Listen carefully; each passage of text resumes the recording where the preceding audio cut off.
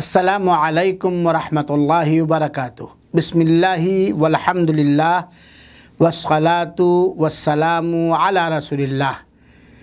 हम में से हर मुसलमान मर्द और औरत की ये तमन्ना और ख्वाहिश होती है कि हमें अल्लाह ताला की रज़ामंदी हासिल हो जाए। अल्लाह ताला की खुशनुदी और रज़ामंदी हासिल करने के बेशुमार असबाब और ज़राए हैं।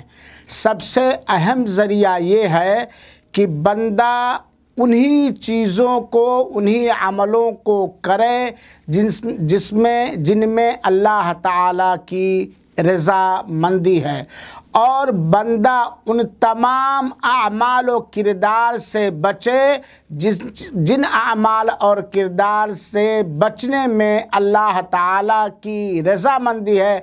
यकीनन अल्लाह ताला की रज़ामंदी से हम लोग सरफराज होंगे, अल्लाह हमसे राज़ी हो।